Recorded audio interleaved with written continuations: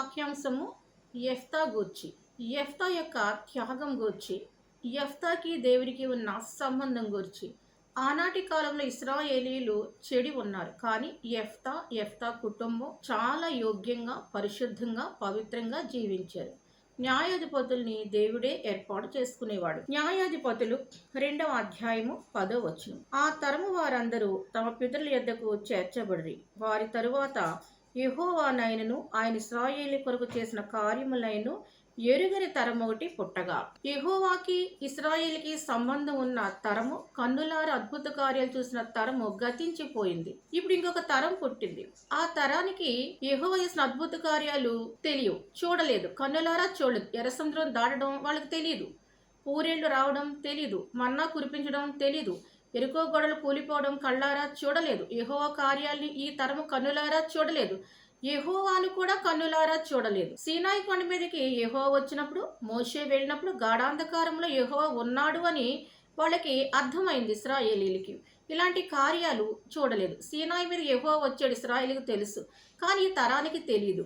ఈ తరము యెహోవాకి అనుకూలమైన తరము కాదు. ఈ తరము విగ్రహారాధన వైపు వెళ్ళారు. కానీ యెఫ్తా కుమార్తె నిజదేవుని తట్టు తిరిగారు. చూద్దాం. న్యాయాధిపతులు 2వ అధ్యాయము 16వ అధ్యాయం నుంచి 19వ వచనం వరకు. ఆ కాలమున యెహోవా వారి కొరకు న్యాయాధిపతులను పుట్టించెను. న్యాయాధిపతులు పాలనలో ఇశ్రాయేలీలు ఉన్నారు. ఇశ్రాయేలీకి రాజు లేడు. చుట్టుపక్కల దేశాలందరికీ రాజు ఉన్నాడు. అయితే జడ్జెస్ ని, న్యాయాధిపతుల్ని ఎవరు ఏర్పాటు చేస్తున్నారంటే యెహోవాయే ఏర్పాటు చేసుకున్నాడు. యెహోవాయే వారిని పిలిచాడు. యెహోవాయే అభిషేకించుకున్నాడు. యెహోవాయే వారి యుద్ధాలకు పంపాడు. ఇశ్రాయేలీల్ని జడ్జెస్ పరిపాలిస్తున్నారు, న్యాయాధిపతులు పరిపాలిస్తున్నారు. వీరి మీద రాజు లేడు. అంటే యెఫ్తాను కూడా యెహోవా దేవుడే పిలుచుకున్నాడు. వీరు దోచుకుని వారి చేతుల్లో ఉండి ఇశ్రాయేలు రక్షించరు. ఇశ్రాయేలు యుద్ధానికి ఎవరైనా వస్తే ప్రవక్తలే యుద్ధం చేశారు, న్యాయాధిపతులు యుద్ధం చేశారు, వారిని రక్షించారు. తమ శత్రులు తమను బాధింపగా వారి విడిచిన నిట్టూర్పులు యెహోవా విని సంతాపపడి వారి కొరకు న్యాయాధిపతులను పుట్టించి ఆయా న్యాయాధిపతులకు తోడయుండి వారి దినములన్నిటినూ వారి శత్రుల చేతిలో నుండి ఇశ్రాయేలును రక్షించరు. 18వ వచనంలో చెప్తున్నాడు, ఎప్పుడైతే శత్రువులు యుద్ధానికి వచ్చారో, శత్రువులు ఇశ్రాయేల్ని బానిసలుగా చేసుకున్నారో, శత్రువులు బాధ పెడుతున్నారు, అప్పుడు ఇశ్రాయేలు దేవునితో తిరిగి మొర్రపెట్టి కన్నీరు కార్చి నిట్టూర్పులు విడిచి ప్రార్థన చేసి నీవే మాకు దిక్కు అని ఎప్పుడైతే ప్రార్థన చేశారో అప్పుడు దేవుడు వారి కొరకు న్యాయాధిపతులను పుట్టించాడు. వీళ్ళ ప్రార్థన విని న్యాయాధిపతులను పుట్టించాడు. ఆ న్యాయాధిపతి పుట్టి పెరిగి ఎదిగి 12 ఏళ్ళో 18 ఏళ్ళో 20 ఏళ్ళో వచ్చాక, అంటే ఇన్ని సంవత్సరాలు ఇశ్రాయేలు దేవునికి ప్రార్థన చేస్తూనే ఉన్నారు. గమనించాల్సిన విషయం ఏంటంటే న్యాయాధిపతులు వీళ్ళ ప్రార్థన విన్నాకే దేవుడు పుట్టించాడు. అతనికి 11, 12, 14, 16 వచ్చాక యుద్ధాలకు వెళ్ళేవాడు. వీరి తరపున ప్రార్థన చేసేవాడు. అంటే ఇంతకాలం ఇన్ని దశాబ్దాలు కూడా వీళ్ళు ప్రార్థనలోనే ఉండే ఇశ్రాయేలీలు. అంటే ఇశ్రాయేలు పూర్తిగా విగ్రహాధనలో వెళ్ళిపోలేదు, పూర్తిగా దేవుని తట్టు లేరు. అంటే కొంతకాలం దేవుని తట్టు ఉన్నారు, కొంతకాలం విగ్రహాల తట్టు వెళ్ళిపోయారు. ఎవరు? ఇశ్రాయేలీలు. న్యాయాధిపతుల్ని దేవుడే పుట్టించాడు. అలాగే యెఫ్తాను కూడా ఇశ్రాయేలు కోసం దేవుడే పుట్టించాడు. ఆ న్యాయాధిపతులు తోడుగా ఉన్నాడు. యెఫ్తాకి యెహోవా తోడుగా ఉన్నాడు. ఎవరైతే పుట్టించాడు న్యాయాధిపతుల్ని వారి యుద్ధానికి పంపి వారి ద్వారా దేవుడు ఏం చేసేవాడంటే మరి రక్షణ అనేది ఇశ్రాయేలుకి ఇచ్చేవాడు అనమాట. వీళ్ళు నిట్టూర్పులు విడిచేవారు ఇశ్రాయేలీలు. 19వ వచనం, ఒక్కొక్క న్యాయాధిపతి చనిపోగా వారు వెనుకకు తిరిగి ఇతర దేవతలను అనుసరించి పూజించుచు వాటికి సాగిలపడుచు ఉండుట వలన తమ క్రియలోనేమి తమ మూర్ఖ ప్రవర్తనలోనేమి దేన్ని విడవక తమ పూర్వీకుల కంటే మిగుల చెడ్డవారైరి. అయితే న్యాయాధిపతి బ్రతుకున్నంత వరకు ఇశ్రాయేలు పరిశుద్ధంగా ఉండేవారు, యెహోవా తట్టు తిరిగేవారు. న్యాయాధిపతి చనిపోగానే మళ్ళీ విగ్రహాల తట్టు వెళ్ళిపోయేవారు. అంటే న్యాయాధిపతులు చాలా ముఖ్యం, ప్రవక్త వీళ్ళకి చాలా ముఖ్యం. ఆ ప్రవక్త ఉన్న కాలంలోనే దేవుని తోటి తిరిగేవారు. ప్రవక్త చనిపోగానే యెహోవాను వదిలేసేవారు. యూదులకి ఒక వ్యక్తి, ఒక ప్రవక్త ముందుండి నడిపించడం అలవాటు. అందుకే దేవుడు వీరి కోసం ప్రవక్తలు పుట్టించాడు. యెఫ్తాని దేవుడే పుట్టించాడు. యెఫ్తాకి దేవుడే తోడుగా ఉన్నాడు. యెఫ్తాని దేవుడే ఏర్పాటు చేసుకున్నాడు. ఈ స్టేట్మెంట్స్ అన్ని బైబిల్లో ఉన్నాయి. ఒక న్యాయాధిపతిని పుట్టించాలంటే యెహోవాయే పుట్టించాడు. ఎందుకు? ఒక ప్రణాళిక ప్రకారం, ఒక యుద్ధ శూరుడిగా, ఒక రక్షకుడిగా, ఒక కాపరిగా, ఒక ప్రవక్తగా, న్యాయాధిపతిగా అనేకమైన కృపవరాలు వారికి ఇచ్చి దేవుడు వారిని ఏర్పాటు చేసుకున్నాడు. న్యాయాధిపతులు 3వ అధ్యాయము 9, 10 వచనాలు. ఇశ్రాయేలీయులు యెహోవాకు మొర్రపెట్టగా యెహోవా కాలేబు తమ్ముడైన కనజ కుమారుడు ఒత్నీయేలును రక్షణగా ఇశ్రాయేలు కొరకు నియమించి వారిని రక్షించెను. మరి ఇశ్రాయేలీయులు మళ్ళీ శత్రువుల చేత బాధపడ్డప్పుడు దేవునికి మొర్రపెట్టి నిట్టూర్పులు విడిస్తే దేవుడు వారికి ఒత్నీయేలును రక్షకుడిగా పంపించారు. దేవుడే ఏర్పాటు చేసుకుని ఒత్నీయేలుని వారికి న్యాయాధిపతిగా పంపించాడు. అంటే న్యాయాధిపతిని దేవుడే ఏర్పాటు చేసుకున్నాడు. యెఫ్తా కూడా న్యాయాధిపతి కాబట్టి యెఫ్తాను కూడా దేవుడే ఏర్పాటు చేసుకున్నాడు. 10వ వచనం, యెహోవా ఆత్మ అతని మీదకి వచ్చెను గనుక అతడు ఇశ్రాయేలుకు న్యాయాధిపతి యుద్ధమునకు బయలుదేరగా అరమ్నహరయిము రాజైన కూషు నిష్రాతాయిము చేతికి అప్పగించెను. యెహోవా ఆత్మ ఒత్నీయేలు మీదకి వచ్చిన తర్వాత అతను యుద్ధాలు చేశాడు. ఇశ్రాయేలుకి న్యాయాధిపతిగా ఉన్నాడు. ఇశ్రాయేలుకి న్యాయాధిపతిగా ఉండడం అంటే సామాన్య విషయం కాదు. యెహోవా చేత అభిషేకించబడాలి, యెహోవా చేత పిలువబడాలి, యెహోవా చేత ప్రణాళిక ప్రకారంగా ట్రైన్ చేయబడాలి, యెహోవా చెప్పిన ప్రకారం యుద్ధానికి వెళ్ళాలి. అంటే ఒక న్యాయాధిపతిని దేవుడే ఏర్పాటు చేసుకున్నాడు. అలాగే యెఫ్తాను కూడా 40 సంవత్సరాలు ఇతను న్యాయాధిపతిగా ఉన్నాడు. ఈ యొక్క ఒత్నీయేలు ఈ 40 ఏళ్ళు తీర్పులు పరలోకాంచి వచ్చి ఈ ఒత్నీయేలు తీర్చిన తీర్పులు యెహోవా ఇచ్చిన తీర్పులే, రాజు లేడు వీరికి. న్యాయాధిపతులు 4వ అధ్యాయము 4వ వచనం, ఆ కాలంలో లప్పీతోతునకు భార్య అయిన దెబోరా అను ప్రవక్త్రి ఇశ్రాయేలుకు న్యాయాధిపతినిగా ఉండెను. ఒక న్యాయాధిపతిని, ఒక లేడీ జడ్జిని, ఒక స్త్రీ న్యాయవాదిని దేవుడు ఏర్పాటు చేశాడు. ఆ రోజుల్లో పురుషుని ముందు స్త్రీ నిలబడడానికి కూడా లేదు అసలు. అలాంటి పరిస్థితిలో ఒక నీతిమంతురాల్ని, యథార్థవంతురాల్ని, ప్రార్థనాపరురాల్ని, ఒక ప్రవక్తని న్యాయాధిపతినిగా అభిషేకించాడు. 60 లక్షల మంది ఇశ్రాయేలుకి న్యాయాధిపతినిగా ఉంది. ఒక స్త్రీ న్యాయాధిపతిగా ఉంది. ఒకే ఒక్క స్త్రీ ఇశ్రాయేలుకి తీర్పు తీరుస్తుంది. ఒకే ఒక్క స్త్రీ ఇశ్రాయేలుకి యుద్ధాల్లో సహాయం చేస్తుంది. కాబట్టి దేవుడు దెబోరాని తర్వాత ఈ స్త్రీని న్యాయాధిపతినిగా ఎన్నిక చేసుకున్నాడు. ఆమె ఎఫ్రాయిమీల మన్యమందలి రామాకును బేతేలుకును మధ్య ఉన్న దెబోరా సరళవృక్షం క్రింద తీర్పుకై కూర్చుంటుట కద్దు.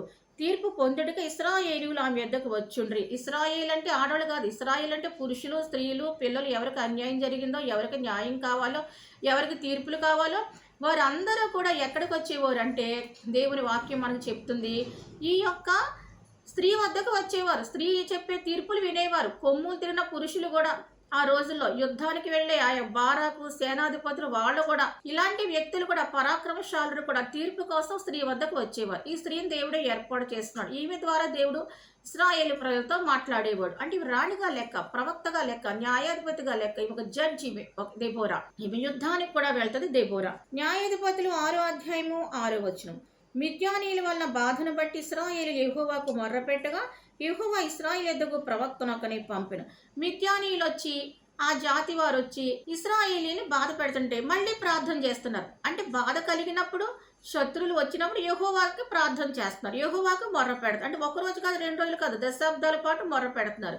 అప్పుడు మళ్ళీ దేవుడు ఒక ప్రవక్తను పంపించాడు. అంటే వీళ్ళు ఆదరించడానికి ప్రవక్తల్ని పంపించాడు, సమాచారం చెప్పడానికి ప్రవక్తల్ని పంపించాడు, ఎలా జీవించాలో చెప్పడానికి ప్రవక్తల్ని దేవుడు పంపించాడు. కాబట్టి ప్రవక్తలు దేవుని చేతే వచ్చారు. న్యాయాధిపతులు దేవుని వల్లనే పిలువబడ్డారు. యెఫ్తా కుమార్తె కూడా దేవుని వల్లే ఏర్పాటు చేయబడ్డారు. 6వ అధ్యాయం 14వ వచనం, అంతటా యెహోవా అతని తట్టు తిరిగి బలము తెచ్చుకుని వెళ్ళి మిద్యానీయుల చేతిలో నుండి ఇశ్రాయేలు రక్షింపుము, నిన్ను పంపినవాడను నేనే అని చెప్పగా గిద్యోనుతో మాట్లాడుతున్నాడు.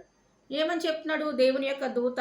యెహోవా ఏమని మాట్లాడుతున్నాడు? బలము తెచ్చుకో, ఆ బలాన్ని నీకు ఇస్తాను, నువ్వు బలహీనుడివే, పిరికివాడివి, ఇక నుంచి బలాన్ని నేను ఇస్తాను, ధైర్యాన్ని నేను ఇస్తాను, శక్తిని ఇస్తాను, నువ్వు ఏం యుద్ధాలు చేయలేదు కానీ పెద్ద యుద్ధం నీతో చేయిస్తాను, నేను పంపినవాడను నేనే. న్యాయాధిపతిని పంపినవాడు యెహోవాయే, యెఫ్తాను పంపినవాడు యెహోవాయే, యెఫ్తా కుమార్తెను పంపినవాడు యెహోవాయే. న్యాయాధిపతులు 10వ అధ్యాయము 9, 10 వచనాలు, మరియు అమ్మోనీయులు యూదా దేశస్థులతోనూ బెన్యామీనీలతోనూ ఎఫ్రాయిమీలతో యుద్ధము చేయుటకు యోర్దాను దాటిరి గనుక ఇశ్రాయేలీలకు మిక్కిలి శ్రమ కలిగెను. ఈ అమ్మోనీయులు యుద్ధం చేయడానికి వచ్చేసారు. అప్పుడు ఇశ్రాయేలుకు మిక్కిలి శ్రమ కలిగింది, బాధ కలిగింది. అప్పుడు వాళ్ళు ఏం చేశారు? అప్పుడు ఇశ్రాయేలీలు ప్రార్థన చేస్తున్నారు, మేము నీ సన్నిధిని పాపము చేస్తున్నాం. అప్పుడు పాపాలన్నీ ఒప్పేసుకునేవారు. మేము పాపం చేస్తాం, విగ్రహాధం చేస్తాం, నీకు వ్యతిరేకంగా ఉన్నాం, బలు అర్పించాం, ఇవన్నీ చేశామని ఒప్పేసుకునేవారు. మా దేవుని విడిచి బయలులను పూజించి ఉన్నామని యెహోవాకు మొర్ర పెట్టగా ఇలా ప్రార్థన చేసేవారు. మేము విగ్రహార్థం చేస్తాం, తండ్రి క్షమించు అని ప్రార్థన చేసినప్పుడు దేవుడు మళ్ళీ వాళ్ళని చూసి జాలిపడి రక్షకులు వాళ్ళ కోసం పంపించేవారు. న్యాయాధిపతుల గ్రంథం 11వ అధ్యాయము 1వ వచనం, గిలాదు వాడైన యెఫ్తా పరాక్రమ గల బలాఢ్యుడు. అతను వేశ్య కుమారుడు. గిలాదు యెఫ్తాను కనెను. ఇప్పుడు గిలాద్ అనే వ్యక్తికి యెఫ్తా అనే కొడుకు పుట్టాడు. ఇతను వేశ్య వలన పుట్టాడు. అంటే వేశ్యని వివాహం చేసుకున్నాడు. బైబిల్లో రహబ్ అనే వేశ్యని వివాహం చేసుకున్నాడు. షల్మా ఆమె మారుమనసు పొందింది, రక్షణ పొంది తన ప్రాణాన్ని అడ్డుపెట్టి ఈ యొక్క గూఢచారుల్ని యూదుల్ని కాపాడింది. ఆ స్త్రీ తన ప్రాణాన్ని అడ్డుపెట్టి ఆమె రక్షణ పొంది నీతిమంతురాలు ఎంచబడింది. అలాగే యెఫ్తా తల్లి కూడా చాలా భక్తురాలు, చాలా నీతిమంతురాలు, చాలా యోగ్యురాలుగా మార్చబడి ఉంది. లేకపోతే ఇంత గొప్ప వ్యక్తి పుట్టడు. ఇతనికి బలం ఉందంట, పరాక్రమం ఉందంట. బల పరాక్రమం ఉన్నాయి ఇతనికి. పరాక్రమం గల శూరుడు, వీరుడు, ధీరుడు, యుద్ధ వీరుడు. ఈ లక్షణాలు ఎవరికి వచ్చినాయి అంటే ఈ యొక్క యెఫ్తాకి వచ్చినాయి. యెఫ్తా తండ్రి గిలాదుకి ఇంకొక భార్య ఉంది. వాళ్ళకి పిల్లలున్నారు, కానీ ఆ పిల్లలు ఎవరికి పరాక్రమం లేదు, బలం లేదు. ఎందుకు లేదు వారికి అంటే ఇక్కడ గిలాదు తన పిల్లల్ని దేవుల్లో పెంచాడా లేదా అనుమానాస్పదమే. కానీ ఈ యొక్క గిలాదు భార్య, ఈ వేశ్యాన్నాడు పుట్టిన యెఫ్తా తల్లి ఖచ్చితంగా తన కొడుకు యెహోవా గురించి తెలియచేసింది, ధర్మశాస్త్రం తెలియచేసింది, తోరా గురించి వివరించింది, నీతి న్యాయాలు అన్నీ తెలియచేసింది. యెఫ్తా దేవుని కృపను పొందుకున్నాడు, దేవుని యొక్క శక్తిని పొందుకున్నాడు, పరాక్రమ కలిగి ఉన్నాడు. ఇవన్నీ దేవుని నుంచి అతనికి లభించినవి. తన తల్లి యొక్క ప్రార్థన ఏమని చేస్తుందో కానీ కుమారుని దేవుడు ఎన్నిక చేసుకోవడానికి అతని తల్లే కారణం, తండ్రి మాత్రం కాదు. అలాగైతే ఈ గిలాదుకు పుట్టిన మొదటి భార్య పిల్లలు కూడా చాలా మరి పరాక్రమంతో ఉండాలి. దేవుడు వారిని పిలుచుకోలేదు. మనం చూద్దాం 8వ అధ్యాయం 20వ వచనం. న్యాయాధిపతులు యెహోవా జీవముతోడు మిమ్మల్ని చంపకుందునని చెప్పి తన పెద్ద కుమారుడైన యెతెరును చూచి నీవు లేచి వాని చంపమని చెప్పాను. అతడు చిన్నవాడు గనుక భయపడి కత్తిని దూయలేదు. 30వ వచనం. గిద్యోనికి అనేక భార్యలు ఉన్నందున కడుపున కన్న 70 మంది కుమారులు అతనికి ఉండిరి. ఈ గిద్యోన్ అన్న వ్యక్తి చాలా పరాక్రమం కలిగిన వాడు, ప్రవక్తే, దేవుని చేత ఎన్నిక చేయబడ్డాడు. ఇతనికి 70 మంది కొడుకులు ఉన్నారని చెప్పేసి వాక్యం చెప్తుంది. అందులో పెద్ద కొడుకు పేరు యెతెరు. అతను అన్నాడు, శత్రువు తలలో కత్తిరించు, శత్రువు తలలో నరికి అంటే భయపడిపోయి అతను కత్తి దూయలేదు. అంటే ఈ యొక్క గిద్యోను కొడుకులు 70 మందిలో ఎవరికి పరాక్రమం లేదు, ఎవరిని దేవుడు ఏర్పాటు చేసుకోలేదు. అంటే గిద్యోను తన పిల్లల కోసం ప్రార్థన చేశాడా లేదా అని మనకు తెలియదు, కానీ గిద్యోను దేవుని చేత ఏర్పాటు చేయబడ్డాడు. కానీ గిద్యోను 70 మంది పిల్లలు ఎవరికి పరాక్రమం లేదు. కానీ గిలాదు కన్న కొడుకు యెఫ్తాకి పరాక్రమం వచ్చింది. అది అతని తల్లి వల్లనే వచ్చింది. న్యాయాధిపతులు 11వ అధ్యాయము 3వ వచనం. యెఫ్తా తన సహోదరి యొద్ద పారిపోయి టోబు దేశం నివసింపగా అల్లరి జనము యెఫ్తా యొద్దకు వచ్చి అతనితో కూడా సంచరించుచుండెను. యెఫ్తాని ఆ మొదటి భార్య పిల్లలు గెంటేశారు. ఎందుకంటే వాళ్ళు యూదా స్త్రీకి పుట్టినవారు, కానీ అంటే ఇస్రాయేల్ స్త్రీకి పుట్టినవారు. ఇతను అన్య స్త్రీకి పుట్టినవాడు. అన్య స్త్రీ అంటే వేరే జాతి, వేరే దేశం, వేరే ప్రాంతం. ఇస్రాయేలీరాలు కాదు, అన్య స్త్రీకి పుట్టినవాడు. పారిపోయాడు టోబు దేశానికి. టోబు దేశం బోర్డర్లోనే ఉంటుంది ఇజ్రాయెల్ దేశానికి. అక్కడికి వెళ్ళిపోయాడు, సరిహద్దుల్లో దేశానికి. అల్లరి జనం వచ్చారు అన్నారు. ఇతను ఒక రౌడీ అని, గూండా అని, గ్యాంగ్స్టర్ అని, ఇతను దోపిడీదారుడని చాలా భయంకరంగా మాట్లాడుతున్నారు. ఇతను గ్యాంగ్స్టర్ కాదు. మన వాక్యంలో చూద్దాం. 1 సమూయేలు రాసిన గ్రంథం 22వ అధ్యాయము 2-3 వచనాలు. మరి ఇబ్బంది గల వారందరూ, అప్పులు చేసుకున్న వారందరూ, అసమాధానముగా ఉండు వారందరూ అతని యొద్ద కూడుకొనగా అతడు వారికి అధిపతి ఆయను. అతని యొద్దకు ఎక్కువ తక్కువ 400 మంది వచ్చియుండిరి అని ఇక్కడ వాక్యం మనకి తెలియచేస్తుంది. దావీదు దగ్గరికి ఎవరెవరు వచ్చారు? ఇబ్బందిలో ఉన్నవారు వచ్చారు, అప్పులు చేసుకున్న వారు వచ్చారు, శాంతి లేని వారు వచ్చారు, సమాధానం లేని వారు వచ్చారు, నెమ్మది లేని వారు వచ్చారు, ఇంకా ఎందుకు పనికిరాని వారు వచ్చారు, అప్పులు చేసుకుని పారిపోయిన వాళ్ళు వచ్చారు, అప్పులు తీర్చలేక వచ్చారు, వడ్డీలు కట్టలేక వచ్చేసారు, కుటుంబాలు వదిలేసి వచ్చారు, భార్యను వదిలేసి వచ్చారు, పిల్లలను వదిలేసి వచ్చేసారు, తల్లిదండ్రులు వదిలేసి వచ్చారు, పారిపోయారు. ఇలాంటి వారందరూ దావీదుకు వచ్చారు 400 మంది. వాళ్ళందరికీ దావీదు అధిపతి అయ్యాడు. అంటే దావీదు గ్యాంగ్స్టర్ అంటారు, ఇక్కడ రౌడీ అంటారా? కాదు. దావీదు వద్దకు వచ్చి వీళ్ళందరూ కాలక్రమాన మారుమనసు పొంది దేవుని సైన్యంగా నిలిచి ఇశ్రాయేలుకి విజయాన్ని తీసుకొచ్చి ఇచ్చారు. అంటే ప్రారంభంలో వాళ్ళు ఆ స్థితిలోనే ఉన్నారు, కానీ దావీదులో ఉన్న భక్తిని చూసి వాళ్ళ తర్వాత మంచి వీర సైనికులుగా వాళ్ళు మార్చబడి దేశానికి మంచి కాపుదలుగా ఉండి అనేక యుద్ధాల్లో దావీదుకు తోడుగా ఉన్నారు. ఇప్పుడు యెఫ్తా యొద్దకు కూడా అల్లరి జనం వచ్చారు అన్నారు. వీళ్ళు అల్లరి వాళ్ళే, కానీ యెఫ్తా అల్లరివాడు కాదు. గ్యాంగ్స్టర్ అంటే మాదక ద్రవ్యాలు అమ్ముతాడు, మత్తు మందులు అమ్ముతాడు, నరహత్యలు చేస్తాడు, దోపిడీలు చేసుకుంటాడు, దొంగతనాలు చేస్తూ ఉంటారు, అమ్మాయిలు ఎత్తుకుపోతారు, అత్యాచారాలు జరుగుతాయి. యెఫ్తా లాంటివి చేయలేదు. ఆ రోజుల్లో ఇస్రాయేల్ని బాధ పెట్టి జనాంగాల్ని దోచుకున్నాడు. ఈ ప్రజల సహాయంతో తన మీదకి వచ్చే శత్రువుల నుంచి రక్షించుకునే వాళ్ళని చంపేసేవాడు. ఎందుకంటే చంపేశాడని నేను అనుకుంటున్నాను. ఎందుకంటే ఇతను చంపేయడో లేదో మనకు తెలియదు, కానీ ఇతని వద్దకు అల్లరి జనం వచ్చారు. యెఫ్తా వల్ల వాళ్ళు మార్చబడి ఉన్నారు, మార్చబడకుండా లేరు. వీళ్ళు అమ్మాయిల్ని తీసుకెళ్ళి నాశనం చేయడం అలాంటి వాళ్ళు కాదు, కిడ్నాపులు చేసే గ్యాంగులు కాదు, ప్రజల్ని బాధ పెట్టే వారి చేతుల్లో నుంచి రక్షించేవాడుగా ఉన్నాడు యెఫ్తా. యోగ్యుడిగా ఉన్నాడు యెఫ్తా. ఎక్కడ కూడా అతను ఒక అల్లరివాడు, క్రిమినల్ అని లేదు. అతని వద్దకు వచ్చిన వారు అలాంటి వారు, కానీ ఇతని వల్ల మార్చబడరు. సంఘానికి అందరూ మంచివారి వస్తారా? మార్చబడతారు. మొదటి సమూయేలు 30:22. దావీదుతో కూడా వెళ్ళిన వారిలో దుర్మార్గులను పనికిమాలిన వారిన కొందరు వీరు మనతో కూడా రాక నిలిచిన గనుక తమ భార్యలను పిల్లలను తప్ప మనకు మరలా వచ్చిన దోపుడు సొమ్ములో మనమేమీ వీరికి ఇయ్యము, తమ భార్య పిల్లలను వారు తీసుకుని పోవచ్చని. దావీదుతో యుద్ధానికి వెళ్ళిన వారిలో దుర్మార్గులు ఉన్నారు, పనికి మాలిన వారు ఉన్నారు. దుర్మార్గులు ఉన్నారు, పనికి మాలిన వారు ఉన్నారు అని కూడా బైబిల్ చెప్తుంది. అంటే ఇలాంటి వారితోనే సైన్యం ప్రారంభించబడి అది చివరికి నీతిగల సైన్యంగా మార్చబడింది. అంటే దావీదు దగ్గర కూడా దుర్మార్గులు ఉన్నారు, దావీదు దగ్గర కూడా పనికి మాలిన వారు ఉన్నారు, కానీ వీళ్ళు మంచి సైనికులు అయ్యారు, దావీదుకి నమ్మకస్తులు అయ్యారు. దావీదుని ఇశ్రాయేల్ దేశాన్ని తర్వాత వీళ్ళు కాపాడారు. ఎన్నో యుద్ధాలు చేశాడు దావీదు. ఆ యుద్ధాల్లో వీళ్ళు మార్పు చెంది ఉన్నారు. తర్వాత వీళ్ళు ఈ విధంగా దుర్మార్గత కలిగి లేరు. అలాగే యెఫ్తా జీవితంలో కూడా మనం చూస్తే అల్లరి జన్మ వచ్చారు అంటే వారు అల్లరివారే, కానీ యెఫ్తా అల్లరివాడు కాదు. యెఫ్తా ఎవరికి కీడు చేసిన వాడు కాదు. అలాగైతే తన సొంత సహోదరులనే చంపేసిన కదా, నన్ను ఈ దేశాన్ని రాకుండా చేశారని చెప్పేసి రహస్యంగా రాత్రి వచ్చి తన తండ్రి యొక్క మొదటి భార్య పిల్లని చంపేసి, తన యొక్క పిన్నిని చంపేసి, నన్ను బయటికి పంపేస్తే నా తండ్రి మాట్లాడితే తండ్రిని కూడా చంపేస్తాడు కదా, అలాంటి వ్యక్తి యెఫ్తా కాదు.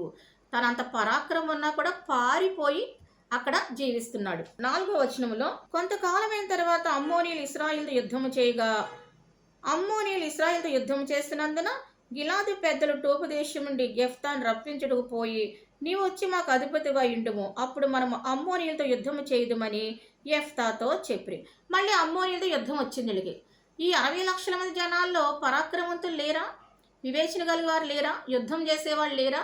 ఆ ఇశ్రాయేలు రక్షించేవారు లేరంటే లేరు. ఆ మొదటి భార్య పిల్లలు రక్షించవచ్చు కదా, వాళ్ళు కూడా రక్షించట్లేదు, రక్షించే శక్తి లేదు. అందువల్ల మరలా వెతుక్కుంటూ వీళ్ళకి అవసరం వచ్చిందని టోపు దేశానికి వచ్చి యెఫ్తాతో మాట్లాడతారు. పోనీ యెఫ్తా నన్ను ఎందుకు తరిమేశారో, ఆ రోజున వచ్చిన పెద్దలందరినీ చంపేశాడా, తన సహోదరుని చంపేశాడా, తనకు అడ్డం లేకుండా చేసుకున్నాడా? అదేమీ లేదు కదా. వచ్చిన వారితో యుద్ధం చేయలేదు. గ్యాంగ్స్టర్స్ ఏం చేస్తారు? చంపేస్తారు అంతే స్పాట్లో. కానీ అలా చేశాడా యెఫ్తా? వారితో మాట్లాడుతున్నాడు. యెఫ్తా, మీరు నా యందు పగబట్టి నా తండ్రి ఇంటిని నన్ను తోలివేసిద్దరే, ఇప్పుడు మీ కళ్ళ శ్రమలో మీరు ఎద్దకు రానేలా అని గిలాదు పెద్దతో చెప్పాను. చాలా సౌమ్యంగా మాట్లాడుతున్నారు, నిజాలు మాట్లాడుతున్నాడు. పగబట్టి నన్ను తరిమేసినప్పుడు మరి ఊరి పెద్దలన్నా నన్ను ఉంచమని చెప్పారా? నా తల్లిని ఇక్కడ ఉండనిచ్చారా? నాది ఈ దేశంలో ఉండనిచ్చారా? ఈ దేశస్థుడిగా నేను పుట్టాను కదా, నా తల్లి నన్ను అనాథలుగా చేసి తరిమేశారు, మేము పారిపోయాం ప్రాణభయంతో అని అంటున్నాడు తప్ప వారితో ఏమి కూడా అతను ర్యాష్గా మాట్లాడలేదు. 8-9 వచనాల్లో, గిలాదు నివాసులమైన మా అందరి మీద నువ్వు అధికారువని యెఫ్తా తండ్రి, అందుకే మేము వచ్చాం, మా తప్పు మేము తెలుసుకున్నాం, మమ్మల్ని క్షమించు, మేము చేసింది తప్పే, మేము చేసింది మంచేమీ కాదు, నీ కీడే చేసాము, మేము మౌనంగా ఉన్నాము, తప్పైపోయింది, క్షమించు, నీకు అధికారంగా ఉంటాడు, రాజు అయిపోతావు, మా మీద అధిపతి అయిపోతావు, ఈ 60 లక్షల మీద 12 గోత్రాల మీద నువ్వే అధికారి అవుతావు అని అతనితో చెప్పారు. చెప్పినప్పుడు 10వ వచనములో, గిలాదు పెద్దలు, నిశ్చయముగా మేము నీ మాట చొప్పున చేయదుము, యెహోవా మన ఉభయుల పక్ష మధ్యను సాక్షిగా ఉండడుగాకని యెఫ్తాతో అనిరి. అప్పుడు ఈ పెద్దలు ఎవరిని ప్రమాణంగా తీసుకున్నారంటే సాక్షిగా యెహోవానే సాక్షిగా పెట్టుకున్నారు. అంటే పెద్దలు యెహోవానే సాక్షిగా పెట్టి యెహోవా మీద ప్రమాణం చేస్తేనే ఈ యెఫ్తా వింటాడు. ఎందుకు? యెఫ్తా యెహోవాని గౌరవిస్తాడు, యెఫ్తా యెహోవాని ఆరాధిస్తాడు, యెఫ్తాకి యెహోవా మీద నమ్మకం ఉంది. కాబట్టి ఎవరి మీద నమ్మకం ఉందో వారి సాక్షిగానే ప్రమాణం ఇక్కడ చేసుకున్నారు. 11వ వచనములో, అప్పుడు యెఫ్తా మిస్పాలో యెహోవా సన్నిధిని తన సంగతి అంతయు వినిపించెను. వీళ్ళు ఏమేం చెప్పారో ఆ మాటలు అన్నీ కూడా యెహోవాని సాక్షిగా పెట్టి మిస్పాలో దేవుని సన్నిధికి వచ్చి ఆ దేవుని సన్నిధిలో అక్కడ అన్నీ చదివి వినిపించాడు. ఈ ఒప్పందాలన్నీ చదివి వినిపించాడు దేవుని సాక్షిగా పెట్టి. వేరే మనిషిని సాక్షిగా పెట్టలేదు, తన తల్లినో ఇంకోళ్ళ సాక్షిగా పెట్టలేదు. ఈ పెద్దలు చెప్పిన మాటలు అన్నీ కూడా నన్ను ఇలా అధిపతిగా చేస్తాడు, నన్ను తీసుకెళ్తున్నారు, నువ్వే నన్ను కాపాడు, నన్ను మోసపోకుండా చూడు, మళ్ళీ వీళ్ళు ఏ ఉద్దేశంలో వచ్చారో నాకు తెలియదని మిస్పాలో ఇతను అన్ని యెహోవాకు వినిపించాడు. ప్రతిదీ సాక్షిగా పెట్టాడు. మిస్పా అంటేది యాకోబుని లాబాను తరిమేసిన ప్రదేశంలో ఆ మిస్పా దగ్గర పెద్ద రాళ్ల కుప్ప వేసి, ఈ కుప్ప దాటి నువ్వు రాకూడదు, నువ్వు గాని నేను గాని అని మాట్లాడుకుని సాక్ష్యం పెట్టుకుంటారు. ఆ రాళ్ల కుప్ప దగ్గర యెహోవా సన్నిధి ఉంది. అది గాని దాటితే యాకోబు దాటకూడదు, లాబాను దాటకూడదు చంపడానికి. అక్కడ యెహోవా సన్నిధి అయింది. మిస్పా అనేది యాకోబు విడుదల చేసిన ప్రదేశం. మిస్పా దేవుని సన్నిధి. ఆ సన్నిధి దగ్గర ఇతను మాట్లాడుతున్నాడు. అంటే ఒక మనిషికి విలువ ఇవ్వకుండా యెహోవాకి విలువించి యెహోవాకి వినిపిస్తున్నాడు దేవుని సన్నిధికి వెళ్ళి ఆ ఒప్పంద పత్రాలను. అంటే యెఫ్తా భక్తుడు. యెఫ్తా యెహోవాకి ప్రియమైన భక్తుడు. యెఫ్తా యెహోవాని ఆరాధిస్తాడు. తన తల్లి నుంచి ఇతను ఇవన్నీ నేర్చుకున్నాడు. అవమానపరిచి పంపేశారు తన తల్లిని తనని. కానీ ఇప్పుడు పూదండలు వేశారు. ఇప్పుడు సింహాసనం ఇచ్చారు. ఇప్పుడు రాజ్యం ఇచ్చారు. ప్రజల్ని ఇచ్చారు. ఏకంగా 60 లక్షల మందికి అధికారి అయిపోయాడు. దేవుడు అవమానాన్ని, నిందని, బూడిదని పూదండగా మార్చాడు యెఫ్తా జీవితంలో. 12వ వచనంలో యెఫ్తా అమ్మోనీయుల రాజునకు దూతలను పంపి, నాకును నీకును మరి ఏమి జరిగినందున నీవు నా దేశం యుద్ధమును వచ్చి ఉన్నావు అని అడుగ్గా, ఇప్పుడు రాజనీతిజ్ఞుడు ఎవరు? యెఫ్తా. ఎంత వివేచన కలిగిన వాడో చూడండి. గ్యాంగ్స్టర్ అయితే దోపిడీ దాడితే హెచ్చరికలు ఉండవు. ఏం అకస్మాత్తుగా వచ్చి రాత్రి కాళ్ళు నరికేసి వెళ్ళిపోతారు. ఇప్పుడు అమ్మోనీల మీదకి యుద్ధానికి హెచ్చరిక లేకుండా వెళ్ళలేదు. మాటలు మాట్లాడకుండా వెళ్ళలేదు. విషయం తెలుసుకుండా వెళ్ళలేదు. చాలా రాజనీతి జ్ఞానం ఇతనికి ఉంది. ఇతనికి పరిపాలన మీద అవగాహన ఉంది. ఎవరికి? యెఫ్తాకి. ఒక రాయబారి లక్షణాలు ఇతనిలో ఉన్నాయి. ఒక సాత్వికత ఇతనిలో మనకు అనిపిస్తుంది. అసలు ఏం జరిగిందో తెలుసుకోవాలని చెప్పేసి ఇతను అనుకున్నాడు.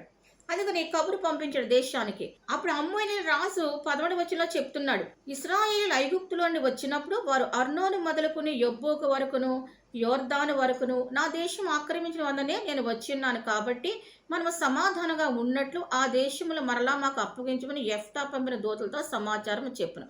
ఈ అమ్మోనీయుల రాజు ఒక బుద్ధిహీనుడు. ఎందుకంటే ఇశ్రాయేలు ఎప్పుడు ఆక్రమించుకున్నారు ఈ అమ్మోనీయుల దేశాన్ని? యెహోషువ కాలంలో ఆక్రమించుకోలేదు. యుద్ధానికి వాళ్ళే వస్తే వీళ్ళు విజయం సాధించారు. ఇప్పుడు మీరు ఎన్నో సంవత్సరాల నుంచి ఉంటున్నారో? చాలా కాలం అయిపోయింది. ఇప్పుడు అంటున్నాడు, ఆ భూముల్ని యెహోషువ కాలంలో స్వాధీనపరుచుకున్న భూముల్ని మరలా మాకు ఇచ్చేయండి. మీరు ఎక్కడి నుంచి ఎక్కడి వరకు ఉన్నారు? ఎక్కడి నుంచి ఇవ్వాలంట? అర్నోన్ నుంచి యబ్బోకు రేవు వరకు, యోర్దాను వరకు ఈ ప్రాంతం అంతా మాది. యోర్దాన్ ఇచ్చేయండి, అర్నోన్ ఇచ్చేయండి, యబ్బోకు నది ఇచ్చేయండి, రేవులు ఇచ్చేయండి అని చెప్తాను. నీటి రేవుల గురించి మాట్లాడుతున్నాడు. నది గురించి అంటే యోర్దాన్ నది ఇచ్చేయాలంట. ఆ తర్వాత యబ్బోకు రేవు, అది ఒక నది, అది ఇచ్చేయాలట. అంటే ఇతనికి జ్ఞానం లేదు. బుద్ధిహీనుడు అమ్మోనీయుల రాజు. కానీ యెఫ్తా బుద్ధిహీనుడు కాదు. యెఫ్తా జ్ఞాని, తెలివిగలిగినవాడు. ఆ ప్రశ్నలు వేసే విధానంలో కూడా చాలా తెలివితేటలు ఉన్నాయి. ఆ ప్రశ్నలు వేయడం కూడా చాలా అద్భుతంగా ప్రశ్నలు వేశాడు. అలాగే తన బాధ్యత ఇశ్రాయేలులో నెరవేరుస్తున్నాడు. ఎటువంటి బూతులు తిట్టడం, అసహ్యంగా మాట్లాడడం అలాంటి అగౌరవపరచడం లేదు. చాలా తెలివిగా మాట్లాడుతున్నాడు. అప్పుడు 14 అంటాడు, యెఫ్తా మరలా అమ్మోనీయుల యొద్దకు దూతలను పంపించాడు. ఏం చెప్పాడంటే, మేము మోయాబు దేశాన్ని కానీ అమ్మోనీయుల దేశాన్ని కానీ ఆక్రమించుకొనలేదు. వాస్తవాలు మాట్లాడుతున్నాడు. ఎలాగా వాస్తవం మాట్లాడుతున్నాడు అంటే, మేము అంటే ఇశ్రాయేలీలము, యెహోషువ గాని, మోషే గాని, కాలేబు గాని ఎవరైనా సరే మేము ఈ దేశాన్ని ఆక్రమించుకోలేదు అని చెప్పి ఇశ్రాయేలు ఐగుప్తులోంచి వచ్చారు. వచ్చినప్పుడు ఎర్ర సముద్రం వరకు వాళ్ళు అరణ్యములో నడిచి కాదేశుకు వచ్చారు. అప్పుడు ఎదోము రాజు వద్దకు దూతలను పంపించారు. నీ దేశం గుండా వెళ్తామని ఒప్పుకోలేదు. అలాగే మోయాబు రాజు వద్దకు వర్తమానం పంపారు. అతను కూడా ఒప్పుకోలేదు. అప్పుడు ఇశ్రాయేలు కాదేశులో నివసించారు. మీ దేశం గుండా మేము వెళ్తాము, అసలు ఏది మేము తినమో ముట్టుకోమో నాశనం చేయమని చెప్తే, దగ్గర దారి అని మీ దేశం గుండా ఇశ్రాయేలును వెళ్ళలేకపోతే వాళ్ళు అరణ్య ప్రాంతం అంతా చుట్టూ తిరిగి కాదేశులోంచి వాళ్ళు వెళ్ళారు అని చెప్తున్నాడు. అరణ్య ప్రయాణం చేసి ఎదోమీల యొక్కయో మోయాబీల యొక్కయో దేశముల చుట్టూ తిరిగి, మీ ఎదోమీల దేశం చుట్టూ తిరిగారు, ఆ తర్వాత అమ్మోనీయుల దేశం చుట్టూ తిరిగారు, ఇలా మోయాబు దేశం చుట్టూ తిరుగుతున్నారు. కానీ మీ దేశంలోకి రానిలేదు. దేశం చుట్టూ తిరగడం ఎంత కష్టం. దేశంలోంచి వెళ్ళనిస్తే మాకు ఈ సులువు ఉండు. కానీ మీరు అలా వెళ్ళనివ్వలేదు ఇశ్రాయేలుని. ఐగుప్తులోంచి వచ్చినప్పుడు, ప్రయాణం చేసి వచ్చినప్పుడు. అలాగే ఇశ్రాయేలు అమోరీయుల రాజు సీహోను ఉన్నాడు. అప్పుడు అమోరీయుల రాజు అయిన సీహోనును హెష్బోను రాజునందుకు దూతలను పంపి, హెష్బోను అమోరీయుల రాజుల దగ్గరికి దూతలను పంపించి ఏమన్నారు, నీ దేశము గుండా మా స్థలమునకు మేము పోవునట్లు దయచేసి సెలవిమ్మని అతని యొద్ద మనవి చేయగా వీళ్ళు కూడా ఒప్పుకోలేదంట. ఒప్పుకోకపోగా ఏసారి 4 రాజులు, మోయాబీ రాజులు, అమ్మోనీయుల రాజులు, హెష్బోనీయుల రాజులు, అలాగే అమోరీయుల రాజులు, అమోరీలు, అమ్మోనీయులు, హెష్బోనీయులు, అలాగే మోయాబీలు, ఈ 4 దేశాల రాజులు ఏం చేశారు? యుద్ధానికి వచ్చేసారు. వీళ్ళు దేశం చుట్టూ తిరిగి వెళ్ళిపోతున్నారు, అన్ని దేశాల చుట్టూ కూడా. కానీ వీళ్ళందరూ కూడా ఒక చోటకి యాహాస్ అనే ప్రదేశానికి వచ్చేసి నలుగురు మాట్లాడేసుకుని, పాపం చిన్న పిల్లలు, బలహీనులు, స్త్రీలు, గర్భిణీలు వెనకాల ఉంటే వాళ్ళందరినీ హతం చేసుకుంటా ఇశ్రాయేలు యుద్ధానికి వచ్చేసారు ఈ 4 దేశాల రాజులు. అప్పుడు వీళ్ళకి సైన్యం లేదు, కాల్బలం ఉంది అంతే, ఆయుధాలు ఏమీ లేవు వీళ్ళ దగ్గర కదా. అలాంటి పరిస్థితిలో అప్పుడు చరిత్ర చెప్తున్నాడు. అంటే ఇతను ఈ చరిత్ర అంతా తెలుసు ఎవరికి? యెఫ్తాకి. ఇప్పుడు మన సండే స్కూల్ ఇంత చరిత్ర చెప్పరు పిల్లలకి. ఎంత చరిత్ర చెప్తున్నాడో చూడండి. చాలా చరిత్ర యెఫ్తాకు తెలుసు. ఇతనికి రాజనీతి శాస్త్రము, పరిపాలనా శాస్త్రం అన్నిటి మీద అవగాహన ఉంది, బైబిల్ చరిత్ర మీద అవగాహన ఉంది. ఇవన్నీ వాళ్ళ అమ్మ చదివించింది. చదివించకపోతే ఎలా తెలుస్తుంది? మరి గిలాదు మొదటి భార్య పిల్లలకి ఇవన్నీ తెలియాలి కదా. వాళ్ళని తెలివిగా లేరు, అంత జ్ఞానంగా లేరు. ఇతను బైబిల్ చదివాడు, తోరా చదివాడు, వాళ్ళమ్మ చదివించింది. ఖచ్చితంగా తల్లి ఇన్ఫ్లుయెన్స్ ఉంది. ఆమె వేషి కావచ్చు కానీ మారుమనసు పొందింది, రక్షణ పొందింది. నా పిల్లోడి జీవితం ఇలా కాకూడదని కోరుకుంది, నీతిమంతులుగా తీర్చబడింది, దేవుడు పాపల్ని క్షమిస్తాడు కదా. యెఫ్తాకి బైబిల్ చరిత్రే కాదు, మోషే దగ్గర చరిత్ర, యెహోషువ చరిత్ర, భూమిని విభాగించడం, ఎక్కడ నదులున్నాయి, ఎక్కడ సముద్రాలున్నాయి, ఎక్కడ ఇశ్రాయేల్ భూభాగము, ఎక్కడ అమోరియల్ భూభాగము, ఏది మోయాబు సరిహద్దు, ఈ మ్యాప్ పాయింటింగ్ అంతా కూడా ఈ యొక్క యెఫ్తాకి తెలుసని మనకు అర్థమవుతుంది. ఇతను మంచి చదవరని అర్థమవుతుంది. అంటే బైబిల్ని బాగా లేఖన జ్ఞానం ఉందని అర్థమవుతుంది. అయితే ఇంత వివరంగా చెప్పలేడు సత్తురాజుకి సమాధానం. మంచి విద్య సంపాదించాడు బైబిల్ మీద. ఇప్పుడు అంటున్నాడు ఏమనంటే, మీరే యుద్ధానికి వచ్చారు, వచ్చినప్పుడు అర్నోన్ నది మొదలుకుని యబ్బోకు వరకును, అరణ్యం మొదలుకుని యోర్దాను వరకును అమోరీల ప్రాంతంలో అన్నింటినీ స్వాధీనపరచుకున్నారు. కాబట్టి ఇశ్రాయేలు దేవుడని యెహోవా అమోరీయులను తన జనుల ఎదుట నిలవకుండా తోలివేసిన తరువాత నీవు దాన్ని స్వతంత్రించుకొందువా అని అడుగుతున్నాడు. అంటే ఎవరిచ్చారు ఈ భూభాగాల్ని? యెహోవా దేవుడు ఇశ్రాయేలుకి ఇచ్చాడు. ఇశ్రాయేల్ అమోరీయులతో యుద్ధానికి వెళ్ళలేదే, మోయాబీలతో యుద్ధానికి వెళ్ళదే, లేకపోతే అమ్మోనీలతో యుద్ధానికి వెళ్ళలేదే. మీరే యుద్ధానికి వచ్చారు. యుద్ధానికి వచ్చినప్పుడు ఇశ్రాయేల్ యుద్ధం చేస్తే యెహోవా యుద్ధం ఇశ్రాయేల్ తోడుగా ఉన్నందున మీరు ఓడిపోయారు. మీరు ఓడిపోయినందున మీ భూభాగాలు మాకు వచ్చేసినాయి, ఇశ్రాయేలుకి వచ్చేసినాయి. అంటే ఎంత క్లారిటీగా చెప్తున్నాడో చూడండి, ఎంత స్పష్టంగా చరిత్ర వివరిస్తున్నాడో చూడండి. ఇంత అవగాహన ఉంది యెఫ్తాకి. బుద్ధి గలవాడు యెఫ్తా. 24 స్వాధీనపరుచుకున్నట్టుకు కెమోష్ నీ దేవత నీకు ఇచ్చిన దాన్ని అనుభవించున్నావు కదా. మా దేవుడైన యెహోవా మా ఎదుట నుండి ఎవరిని తోలివేయనో వారి స్వాస్థ్యాన్ని మేము స్వాధీనపరుచుకున్నాం. సమాధానం చూడండి ఎలా చెప్తున్నాడు. నీకు కెమోష్ అనే దేవత ఉంది. ఈ కెమోష్ అనే దేవత నీకు ఇచ్చిన భూభాగం నువ్వు స్వాధీనపరచుకో. మా యెహోవా దేవుడు మాకు ఇచ్చిన భూభాగాన్ని మేము స్వాధీనపరచుకుంటాం. అంటే కెమోషు దేవత, అమ్మోనీల దేవత అయిన కెమోషు దేవతను యెఫ్తా అనుసరించాడు. అందుకే అది నీ దేవత అని చెప్తున్నాడు. కెమోష్ అనేది అమ్మోనీల దేవత అని మాట్లాడుతాడు. కెమోష్ అనే దేవతని యెఫ్తా గాని యెఫ్తా కుమార్తె గాని అనుసరించలేదు. అందుకే నీ దేవత అని మాట్లాడుతున్నాడు. యెఫ్తాకి దేవత కాదు. యెఫ్తా కెమోష్ దేవతను ఆరాధించలేదు. ఆ కాలంలో ఇశ్రాయేలు ఆరాధించారు చాలా మంది, కానీ యెఫ్తా గాని యెఫ్తా కుమార్తె గాని కెమోష్ ఆరాధికులు కాదు. ఇక్కడ చెప్తున్నాడు ఏమనంటే, మా దేవుడైన యెహోవా, ఇశ్రాయేలు దేవుడు యెహోవాయే, కానీ అందరూ విసర్జించారు చాలా మంది, కానీ యెఫ్తా మాత్రం విసర్జించలేదు. అంటే నా దేవుడు, మా దేవుడు, నా కూతురికి నాకు దేవుడు ఎవరు? యెహోవాయే. మా యెహోవా, నాకు జీవం గల దేవుడే యెహోవా, నా కుమార్తె కూడా జీవం గల దేవుడే యెహోవా, నాకు యెహోవాయే జీవం గల దేవుడు అని మాట్లాడుతున్నాడు. ఒక రాజు దగ్గర తన దేవుడి గురించి చెప్పి మాట్లాడుతున్నాడంటే భక్తిపరుడు అని అర్థమవుతుంది.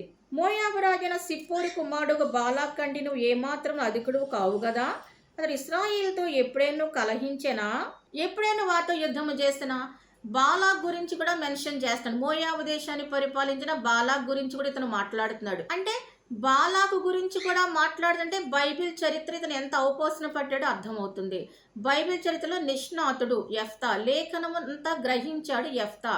బాలాక్ ఎప్పుడు యుద్ధానికి రాలేదే, నువ్వెందుకు వస్తున్నావు యుద్ధానికి, నువ్వెందుకు కలహిస్తున్న యుద్ధానికి అంటున్నాడు తప్ప యథార్థాలు చెప్పాడు, వాస్తవాలు చెప్పాడు, నిజాలు చెప్పాడు తప్ప దూషించలేదు, వల్గరగా మాట్లాడలేదు, బూతులేమి మాట్లాడలేదు. తర్వాత చెప్తున్నాడు 300 సంవత్సరాల నుండి నివసించుండగా ఆ కాలము నీ వేల వాటిని పట్టుకొనలేదు. ఇప్పుడు నువ్వు అడుగుతున్నవే పట్టణాలు, ఆ పట్టణాల్లో మా ఇశ్రాయేలీయులు 300 సంవత్సరాల నుంచి జీవిస్తున్నారు. అప్పుడెందుకు నువ్వు వాటిని యుద్ధంలో తీసుకోలేదు, అప్పుడెందుకు కలహానికి రాలేదు, అప్పుడెందుకు యుద్ధానికి రాలేదు, అప్పుడెందుకు గొడవ కలదు, ఇప్పుడెందుకు వస్తున్నావు అంటున్నాడు. అంటే 300 సంవత్సరాలని మెన్షన్ చేసంటే ఇతనికి మ్యాథమెటికల్ నాలెడ్జ్, న్యూమరికల్ నాలెడ్జ్ ఎంత ఉందో ఆలోచించండి. ఇతనికి లెక్కలు బాగా వచ్చు. మనం త్వరగా లెక్క వేయాలంటే ఎంత కష్టమో కదా. ఇప్పుడు పుస్తకాలు ఉన్నాయి కదా, లెక్క వేయచ్చు. కానీ ఆ రోజుల్లో బైబిల్ గ్రంథం అంతా లేదు కదా. మరి ఇతను ఎంత చక్కగా చెప్తుంటే తోరాని పాటిస్తాడు. ఇతను సంఖ్యలతో సహా గుర్తు పెట్టుకుంటాడు, అంకెలతో సహా. 300 సంవత్సరాల నుంచి ఈ ప్రాంతంలో మేముంటే 300 సంవత్సరాలు అయిపోయిన తర్వాత ఇప్పుడొచ్చి ఎందుకు యుద్ధం చేస్తున్నావు, ఇప్పుడొచ్చి ఎందుకు యుద్ధం చేయాలనుకుంటున్నావు అని చక్కటి ప్రశ్న వేశాడు యెఫ్తా. 20వ వచనంలో, నేను నీ ఎడల తప్పు చేయలేదు గాని నీవు నా మీద యుద్ధమునకు వచ్చేట వలన నా ఎడల దోషము చేయుచున్నావు. న్యాయాధిపతిని యెహోవా నేడు ఇశ్రాయేలుకును అమ్మోనీయులకును న్యాయము తీర్చును గాక. ఎంత స్పష్టంగా చెప్తున్నాడంటే, నీ మీదకు నేను యుద్ధానికి రాలేదు, కానీ ఎప్పుడో 300 సంవత్సరాల క్రితం పట్టుకున్న భూభాగాల గురించి ఇప్పుడు నువ్వు యుద్ధానికి వస్తున్నావు, నీదే తప్పు, నువ్వే దోషం చేస్తున్నావు అని చెప్పి అమ్మోనీయులకి ఇశ్రాయేలుకి న్యాయం ఎవరు తీరుస్తారు? న్యాయాధిపతి అని యెహోవా. న్యాయాధిపతి అని యెహోవా. యెహోవా న్యాయాధిపతి. ఆయన ఖచ్చితంగా న్యాయం చేస్తాడు. ఎవరికి? ఇశ్రాయేలీలకి. నీకు నాకు న్యాయం తీర్చేది ఎవరు? యెహోవా అని ఇంత బలంగా చెప్తుంటే ఇతను బలమైన విశ్వాసి, ఇతను ఒక నీతిమంతుడు, ఇతను ఒక పరిశుద్ధుడు, ఇతను ఒక యోగ్యుడు, ఇతను దేవుడు అంటే చాలా ప్రేమించేవాడు, ఇతను దేవుడంటే భక్తి కలిగిన వాడు, యెహోవా భక్తి కలిగిన వాడు. ఇతను విగ్రహారాధకుడు కాదు. దేశమంతా విగ్రహారాధన చేయొచ్చు కానీ యెఫ్తా విగ్రహారాధన చేయలేదు. యెఫ్తా కుమార్తె విగ్రహారాధన చేయలేదు. మాటి మాటికి యెహోవా యెహోవా యెహోవా అంటూనే ఉన్నాడు. ప్రతి మాటలో యెహోవానే సాక్షిగా పెడతాడు. న్యాయ విషయంలో కూడా యెహోవాయే సాక్షి అంటున్నాడు. నేను నాకు పరాక్రమం, నేను జయించేస్తాను, అంతా నాతో అయిపోద్దని తను మాట్లాడలేదు. 29వ వచనంలో మనం చూస్తే, యెహోవా ఆత్మ యెఫ్తా మీదకి రాగా, అది ఏ ఆత్మ యెఫ్తా మీదకి వచ్చింది? దురాత్మ కాదు. సౌలు మీదకి దురాత్మ వచ్చింది. యెఫ్తా మీదకి యెహోవా ఆత్మ వచ్చింది. అది బలమైన ఆత్మ, పరాక్రముల ఆత్మ, శక్తివంతమైన ఆత్మ, అద్భుతాలు చేసే ఆత్మ, ఆశ్చర్యకార్యాలు చేసే ఆత్మ, ఘనమైన ఆత్మ, ఇశ్రాయేలీలకి మేలు చేసే ఆత్మ. ఆ ఆత్మ వచ్చింది. పరిశుద్ధాత్ముడు ఇప్పుడు ఆదరణకర్త రూపంలో భూమి మీద ఉన్నాడు. చాలా మంది మీదకి అంటే పరిశుద్ధాత్ముడు రావడం జరుగుతుంది. పరిశుద్ధాత్మ ప్రేరేపణ ఉన్నాయి. పరిశుద్ధాత్ముడు మాట్లాడుతున్నాడు. ఆ రోజుల్లో అది చాలా అరుదు. అందరి మీదకి యెహోవా ఆత్మ వచ్చేది కాదు. నీతిమంతుల మీదకి, ప్రవక్తల మీదకి, భక్తుల మీదకి, యోగ్యుల మీదకే వచ్చేది. దేవుని ఆత్మ రావడం అంటే దేశంలో ఒకళ్ళ మీద, ఇద్దరి మీద, ముగ్గురి మీద వచ్చేది. అది చాలా అరుదైనది. అటువంటి పరలోకా నుంచి దిగి వచ్చిన యెహోవా ఆత్మ యెఫ్తా మీదకి వచ్చిందంటే యెఫ్తా నీతిమంతుడు గనుకే వచ్చింది. మరి యెఫ్తాకి ఇంకా తమ్ముళ్ళు ఉన్నారు, వాళ్ళ మీదకి ఎందుకు రాలేదు? వాళ్ళకి భక్తి లేదు కాబట్టి, వాళ్ళకి అసూయ ఉంది కాబట్టి, పగ ఉంది కాబట్టి, కుళ్ళు ఉంది కాబట్టి దేవుని ఆత్మ రాలేదు. గిలాదులోను మనుష్యులను సంచరించచ్చు. గిలాదు మిస్పేలో సంచరించి గిలాదు మిస్పే నుండి అమ్మోనీయుల యొద్దకు సాగిను. ఇతను గిలాదు ప్రాంతం, మిస్పా ప్రాంతం సంచరించు యెహోవా సన్నిధి వరకు వచ్చి ప్రజల్ని బలపరుస్తూ, ప్రజల్ని ధైర్యం చెప్తూ, ప్రజల యుద్ధానికి సిద్ధం చేస్తూ, దేవుని ఆత్మ నింపబడి అందరినీ కూడా ఏకం చేసుకుంటే ఇతను అమ్మోనీయుల మీద యుద్ధానికి వెళ్ళాడు. అంటే యెఫ్తా మీదకి వచ్చిన ఆత్మ మామూలు ఆత్మ కాదు, అది దేవుని ఆత్మ, దేవుని శక్తి యెఫ్తాని కమ్ముకోవడం జరిగింది. 30వ వచనంలో మనం చూస్తే, అప్పుడు యెఫ్తా యెహోవాకు మొక్కుకొనెను. ఎట్లనగా, నీవు నా చేతికి అమ్మోనీయులు నిశ్చయముగా అప్పగించిన యెడల నేను అమ్మోనీయుల యొద్దకు క్షేమంగా తిరిగి వచ్చినప్పుడు నన్ను ఎదుర్కొనుటకు నా ఇంటి ద్వారం నుండి బయలుదేరి వచ్చినదేదో అది యెహోవాకు ప్రతిష్ఠిత మగును, మరియు దహన బలిగా దాన్ని అర్పించేదను. అప్పుడు యెఫ్తా మీదకి ఆత్మ వచ్చి అతను సంచరించుకుంటూ అమ్మోనీయుల యుద్ధానికి వెళ్తున్నప్పుడు యెహోవా ఆత్మ అతనితోటే ఉంది. చూడండి, అప్పుడు ఇంకా యుద్ధం ముగియలేదు కాబట్టి మొక్కుకున్నాడు. యూదులకి మొక్కుబళ్ళు చేసుకోవడం అలవాటు. యూదుల్లో మొక్కుబళ్ళు ఉన్నాయి. క్రైస్తవులు మొక్కుబళ్ళు ఉండవు, కానీ యూదుల్లో మొక్కుబళ్ళు ఉంటుంది, వాళ్ళకి అలవాటు. లేవీకాండం 22వ అధ్యాయము 17వ వచనం. మరి యెహోవా మోషేకి ఇలాగ సెలవిచ్చెను. దేవుడే మోషేతో చెప్పాడు, ఇశ్రాయేలుకి ఇలాగా చెప్పండి అని. ఏమనంటే, ఇశ్రాయేలు ఇంటి వారిలోనే కానీ ఇశ్రాయేల్లో నివసించే పరదేశంలో కానీ ఎవడు యెహోవాకు దహన బలిగా స్వేచ్ఛార్పణములైన మొక్కుబళ్ళను అర్పించునో వాడు అంగీకరింపడినట్లు గోవుల్లో నుండి ఎన్నో, గొర్రె మేకల్లో నుండి ఎన్నో దోషం లేని మగదాన్ని అర్పించాలి. మొక్కుబళ్ళు చేసుకునే ఆచారం ఇశ్రాయేలుకు ఉంది. వాళ్ళు మొక్కుబళ్ళు చేసుకుంటే ఎలా చెల్లించాలి యెహోవా వారికి చెప్పాడు లేవీకాండంలో. మొదటి సమూయేలు గ్రంథము 1వ అధ్యాయము 20-21 వచనాలు చూద్దాం. హన్నా గర్భము ధరించి దినములు నిండినప్పుడు కుమారుని కని నేను యెహోవాకు మొక్కుకొని వీడిని అడిగితను అనుకుని వానికి సమూయేలు అని పేరు పెట్టెను. హన్నా చెప్తుంది, నేను యెహోవాకు మొక్కుకున్నాను అని చెప్పేసి. కాబట్టి ఈ మొక్కుబళ్ళు హన్నా కూడా చేసుకుంది. యూదులు అలాగే ప్రతి సంవత్సరం మొక్కుబళ్ళు దేవునికి చేస్తారు. క్రైస్తవులు మొక్కుకోరు. ఎల్కానాయును అతని ఇంటి వారందరూ యెహోవాకు ఏటేటా బలి అర్పించుటకును మొక్కుబడిని చెల్లించుటకును పోయిరి. ఎల్కానా కుటుంబం ఆ పెనినాతో కలిసి మొక్కుబడి చెల్లించడానికి యెరూషలేముకి వెళ్ళిపోయారు. సంవత్సరానికి ఒకసారి యెరూషలేము దేవాలయానికి వచ్చి వాళ్ళకి ఒకే ఒక దేవాలయం కాబట్టి 12 గోత్రాల వారు కూడా ఇక్కడ మొక్కుబడులు చెల్లిస్తారు. మొక్కుబడి చేసుకోవడం, మొక్కుబడి చెల్లించడం యూదుల ఆచారం. యూదులు కొంది బైబిల్‌లో ఉంది అది. మొక్కుబడి చెల్లించుకోవడం అనేది. దేవుడా నువ్వు ఇది చేస్తే నీకు ఇది ఇస్తాను. నువ్వు కొడుకునిస్తే నీకు ఇది ఇస్తాను అని మొక్కుకోవడం అలవాటు. ఇప్పుడు యెఫ్తా యెహోవాకు మొక్కుకున్నాడు. హన్నా ఎలా మొక్కుకుందో, ఎల్కానా ఎలా మొక్కుకున్నాడో, పెనిన్నా ఎలా మొక్కుకుందో, యూదులందరూ ఎలా మొక్కుకున్నారో అలాగే ఈ యొక్క యెఫ్తా కూడా యెహోవాకు మొక్కుకొనెను. నిజ దేవునికి మొక్కుకున్నాడు. ఏమని మొక్కుకున్నాడు? నువ్వు నాకు అమ్మోనీలను అప్పగిస్తే, నా యుద్ధంలో విజయం వస్తే, నేను క్షేమంగా తిరిగి వస్తే, నన్ను ఎదుర్కోవడానికి ఇంటి ద్వారంలోంచి ఏదైతే వస్తుంది యెహోవాకు ప్రతిష్ఠితం మగును. అంటే యుద్ధం చేసినప్పుడు, యుద్ధానికి వెళ్ళినప్పుడు ఇంటి ద్వారంలోంచి ఏమొస్తుంది? ఇతను ఒక ప్రధాన అధికారి, ఒక రాజు అయిపోయాడు. మంచి ఇల్లు ఇచ్చేస్తుంటారు, మంచి స్థానం ఇచ్చి ఉంటాడు, చాలా భూభాగం ఇతనికి ఇచ్చే ఉంటారు కదా, మంచి కోట లాంటి ఇల్లు ఇతనికి ఉండే ఉంటుంది. ఇతనింటిలో నుంచి ఏమొస్తుంది? ఇక్కడ ఆత్మ ద్వారా మొక్కుకున్నాడు యెఫ్తా. తనకు తెలియకుండానే మొక్కుకున్నాడు యెఫ్తా. ఇర్మియా అంటాడు, బలవంతం చేసి నన్ను గెలిచావు తండ్రి అంటాడు. నాకు ఈ ప్రవచనం చెప్పాలని లేదు, కానీ నాతో బలవంతంగా చెప్పిస్తున్నావు. ఇర్మియా తెలియకుండా పెదవుల్లోంచి రాజుల గురించి ప్రవక్తలు వచ్చాయి, శాపాల గురించి ప్రవక్తలు వచ్చాయి, ఇజ్రాయెల్ గురించి హెచ్చరికలు ప్రవచనం వచ్చేసి. కాబట్టి ఇక్కడ కూడా యెఫ్తా మీద ఆత్మ ప్రవచించింది, కానీ యెఫ్తాకు అర్థం కాలేదు. అది యెఫ్తాకు తెలియలేదు. ఇంటి ద్వారంలోంచి వచ్చింది ఏదో అది నీకు ఇచ్చేస్తాను అని చెప్పాడు. అంటే అతనికి తెలియకుండానే ఆ మాట చెప్పాడు. గ్రహింపు లేదు. దేవుని ఆత్మ ప్రవచించుకుంటూ వెళ్ళిపోతుంది. ఆ ప్రవచన ఇతనికి సంబంధించిందే, ఇతని కుటుంబానికి సంబంధించిందే, కానీ ఇది అతనికి గ్రహింపు లేదు. మాట్లాడింది మాత్రము యెహోవా ఆత్మే. ఆత్మ వల్లనే మాట్లాడాడు. ఇక్కడ ఇతను పలికిన దాంట్లో 2 ఉన్నాయి. యెహోవాకు ప్రతిష్ఠితం మగును, తర్వాత మరియు అన్న చోట 1వ నెంబర్ వేసాడు. దాని కింద లేదా అన్నాడు. అంటే 2 ఉన్నాయి ప్రవచనలో. యెహోవాకు ప్రతిష్ఠితం మగును లేదా దహన బలి యగును. అదే మనిషి వచ్చిందనుకో యూదులు నరబలి వేయకూడదు, కాబట్టి అది యెహోవాకు ప్రతిష్ఠితం అవుతుంది. అదే జంతువు వచ్చిందనుకోండి దేవునికి ఏమవుతుంది? అది దహన బలి అవుతుంది. అది మేక గాని గొర్రె గాని. అక్కడ ఇంకో చట్టం ఉంది. నువ్వు దేని పడితే దాన్ని ఏం చేయకూడదు? బలి వేయకూడదు. ఇంటి ద్వారం నుంచి ఏదైనా జంతువు బలి వేయకూడదు జంతువు వచ్చిందనుకో బలి వేయకూడదు కదా, ఆపేయాలి. అక్కడ నీ మొక్కుబడి ముఖ్యం కాదు, అక్కడ బలి చట్టం ముఖ్యం. బలి సంబంధించిన న్యాయము కట్టడం ముఖ్యం.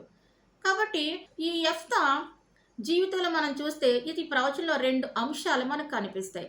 అదే ఒక మనిషి వస్తే ఆ మనిషి యెహోవాకు ప్రతిష్ఠితుడు అయిపోతాడు, ప్రతిష్ఠితురాలు అయిపోద్ది. ఒకవేళ గొర్రె పిల్ల, మేక పిల్ల, ఆవు, దూడ వచ్చినట్టు ఎద్దొస్తే ఏమవుతుంది? దహన బలి అవుతుంది. జంతువుని దహిస్తారు, అదే మనిషినైతే ప్రతిష్ఠిస్తారు. అది ఇక్కడ తేడా. లేదా అని ఉంది అక్కడ. అంటే ఒకటే లేదు, 2 విషయాలు కనిపిస్తున్నాయి. ప్రవచనంలో 2 విషయాలు ఉన్నాయి. అంటే యెహోవాకు తెలియకుండానే ప్రవచనం చెప్పిస్తాడా దేవుడు? దేవుడికి తెలిసే చెప్పించాడు. దేవుడు యెఫ్తా కుమార్తెను కోరుకున్నాడు. ఆ దేశంలో కుమార్తెలు విగ్రహారం తట్టు వెళ్ళిపోయారు, వాళ్ళు లోకం తట్టు వెళ్ళిపోయారు, దేవుని వదిలేశారు. కానీ యెఫ్తా కుమార్తె యోగ్యంగా ఉంది, పరిశుద్ధంగా ఉంది, పవిత్రంగా ఉంది, చెడిపోకుండా ఉంది, పాడైపోకుండా ఉంది, దేవుని స్తుతిస్తూ ఉంది, ఆరాధిస్తూ ఉంది, వాక్యం నేర్చుకుంది, యెహోవా గురించి సమస్తాన్ని కూడా వివరించి చెప్పింది గనుక ఈమె చాలా పావురం వలె అయిపోయింది. మంచి కన్యగా అయిపోయింది. యెహోవాయే యెఫ్తా కుమార్తెను కోరుకున్నాడు. ఆ ఇంటి ద్వారం నుంచి ఏమొస్తుందో ఆ ఆత్మకు తెలుసు. ఏమొస్తుంది ఇంటి ద్వారంలో నుంచి? తండ్రి యుద్ధంలో విజయం సాధించి వస్తే ఎవరు వస్తారు? అతనికి సంబంధించిన వ్యక్తులే వస్తారు, అతనికి సంబంధించిన మనుషులే వస్తారు. అంటే యెహోవాయే యెఫ్తా కుమార్తెను కోరుకున్నాడు. యెహోవాయే యెఫ్తాతో మాట పలికించాడు. ఆ ప్రవచనం యెఫ్తాకి ఈ అమ్మాయి వచ్చే వరకు అర్థం కాలేదంతే. యుద్ధంలోకి వెళ్ళిపోయాడు, మాట పలికేసి. ప్రవచనం అనేది జరగబోయే చెప్తారు, అది ఏంటని యెఫ్తాకి తెలియదు. కాబట్టి ఈ ప్రవచనంలో 2 ఉన్నాయి. దేవుడే యెఫ్తా కుమార్తె ఎందుకు కోరుకున్నాడు? ఈమె అవసరం అక్కడ, ఈమె విజ్ఞాపన కావాలి, ఈమె పరిశుద్ధురాలుగా ఉంది. మరి ఎందుకు కోరుకున్నాడు? యేసుప్రభు పుట్టడానికి ఆమె యోగ్యురాలు, ఆ దేశం అంతట్లో పరిశుద్ధురాలు, పవిత్రురాలు. మరి యేసుప్రభు పుట్టిన కాలంలో కూడా ఇశ్రాయేలీయులు ఎలా ఉన్నారు? పరిసయ్యులు, శాస్త్రులు, సద్దూకయ్యులు బోధలతో వ్యాపారస్తులుగా మారిపోయింది అప్పుడు సమాజం కూడా. మరి ఆ కాలంలో మరిని కోరుకున్నాడు దేవుడు. ఇక్కడ ఈ అమ్మాయి ఇజ్రాయెల్ అందరిలో యోగ్యంగా ప్రభు కనిపించి సమర్పణ త్యాగంతో ఉందగిన ప్రభు కోరుకున్నాడు. కాబట్టి ఇతని ప్రవచనంలో ఇంటి ద్వారం నుండి బయలుదేరి వచ్చినదేదో అది యెహోవాకు ప్రతిష్ఠిత మగును, మరియు దహన బలిగా దాన్ని అర్పించదు. మనిషిని గాని దహన బలిగా అర్పిస్తే నేరస్తుడు అవుతాడు, క్రిమినల్ అవుతాడు యెఫ్తా. అది చట్టం ఉంది ఖచ్చితంగా, మనిషిని దహన బలిగా వేయకూడదు, నరబలిగా వేయకూడదు. కానీ యూదులు యెహోవాను విడిచి విగ్రహార్థన చేసినప్పుడు కనానీయులు దేవతలను వాళ్ళు ఆరాధించినప్పుడు వాళ్ళు నరబలులు వేశారు. కానీ ప్రవక్త రాజు కాదు ఇక్కడ, దేవుని చేత ఎన్నిక చేయబడ్డవాడు, దేవుని చేత పిలువబడ్డవాడు. అప్పుడు దేవుడు ఊరుకుంటాడా? యెఫ్తా నరబలి వేయనిస్తాడా? యెఫ్తా నరబలి వేస్తే ఇజ్రాయేలీలు మంచి వాళ్ళు అక్కడ లేకుండా ఉన్నారా? వాళ్ళు ఊరుకుంటారా? నువ్వు దేవుని చేత ఎన్నిక చూడలా చేస్తావు అని అనరా? దేవుడే అడ్డగించడా? చరిత్రకారులు దహించబడిందని కొంతమంది చెప్పారు, కొంతమంది దహించబడలేదని చెప్పారు. ఇక్కడ వాక్యమే ముఖ్యం, లేఖనమే ముఖ్యం. చరిత్రకారులు కన్ఫ్యూజ్ అవ్వచ్చు. చరిత్రకారులు 2 రకాలుగా రాస్తున్నారు, బైబిల్ గ్రంథానికి వ్యతిరేకంగా, సపోర్టుగా. లేఖనంతో ఏదైతే అర్థం కలిగి వాస్తవాన్ని తెలియజేస్తుందో ఆ చరిత్రకారుడు చెప్పిందే కరెక్ట్ అవుతుంది. ఇక్కడ చరిత్రకారుడు కూడా దహించారని రాసేస్తాడు. ఆ సమయంలో అతను అక్కడ లేడు కదా ఆ చరిత్రకారుడు. సహజంగా యూదులు విగ్రహాలు చేసినప్పుడు దహించారు కాబట్టి దహించారని రాసి ఉండొచ్చు. దహించలేదని చాలా మంది శాస్త్రవేత్తలు చెప్పారు. మరి దానికి ఏమంటారు? కాబట్టి వీళ్ళ పక్కన పెట్టిన చరిత్రకారుని బైబిల్ వాక్యాన్ని మనం చూద్దాం. కనుక ఈ ప్రవచనాలు 2 ఉన్నాయి. దహన బలిగా ఎట్టి పరిస్థితుల్లో మనిషిని బలిగా వేయడానికి వాక్యం ఒప్పుకోదు. యెహోవా దేవుడు ఒప్పుకోడు. ఆయన నరబలికి వ్యతిరేకి. ఈ నరబలి చేశారని ఇశ్రాయేలు శిక్షించాడు, ఆయన దేశంలో తరిమేశాడు ఆయన. కాబట్టి ఇక్కడ మాత్రం నరబలి జరగలేదు. అప్పుడు యెఫ్తా అమ్మోనీయులు యుద్ధము చేయుటకు వారి యుద్ధకు సాగిపోయినప్పుడు యెహోవా అతని చేతికి వారిని అప్పగించిన గనుక అతడు వారిని అనగా అరోయేరు మొదలుకుని మిన్నీతుకు వచ్చే వరకు అబిల్కరామీం వరకు 20 పట్టణముల వారిని నిశ్శేషం హతము చేసెను. అట్లు అమ్మోనీయులు ఇశ్రాయేలు నిలువకుండా అణిచివేయబడిరి. 20 పట్టణాల్లోని యెఫ్తా సర్వనాశనం చేశాడు, నిశ్శేషంగా నాశనం చేసి పడేశాడు. వాళ్ళ శేషమేమీ లేకుండా కూడా. ఎందుకంటే యుద్ధానికి వాళ్ళే కవ్వించి వచ్చారు. యెఫ్తా వెళ్ళదు యుద్ధానికి. విజయం ఎవరిది? ఇప్పుడు యెఫ్తాది. యెఫ్తా విజయం సాధించి ఎవరి వల్ల? యెహోవా వల్ల. యుద్ధానికి ఏం మొక్కుకున్నాడు? నీకు మొక్కుబడి చేస్తాను, నా ఇంటి ద్వారంలోంచి ఏదొచ్చిందో అది అన్నాడు. ఇంటి ద్వారంలోంచి ఏమొద్దో పరిశుద్ధాత్మకు తెలుసు, ఇంటి ద్వారంలోంచి ఏమొద్దో యెహోవా ఆత్మకు తెలుసు. ఆయన ఒక జంతువును కోరుకోలేదు. యెఫ్తా నాకు 1000 పశువులు అర్పించు అని చెప్పలేదు. నీ కుమార్తె చాలా ప్రతిష్ఠితమైనది, ఆమెను కూడా దహన బలిగా ఏమని చెప్పలేదు. కాబట్టి బైబిల్లో ఏదైనా చెప్పాలంటే ఇష్టం వచ్చినట్టు మనం వ్యాఖ్యానం చేయడం కాదు. ఇక్కడ వాక్యాలన్నీ చూసినట్లయితే ఆ ప్రవచనంలో లేదా అనే మాట ఉంది. లేదా అనే మాటలోని యెఫ్తా కుమార్తె ప్రాణం సేవ్ చేయబడింది. ఆమె ప్రాణం సేవ్ చేయబడింది. దాన్ని చూద్దాం. యెఫ్తా కుమార్తె గురించి కూడా చూద్దాం. యెఫ్తా కుమార్తె దహన బలి అయిందా, లేదా యెఫ్తా కుమార్తె దేవునికి ప్రతిష్ఠించబడిందా? ఆమె జీవిత విధానం ఏంటో మనం వచ్చే పార్ట్ 2లో మనం చూద్దాం.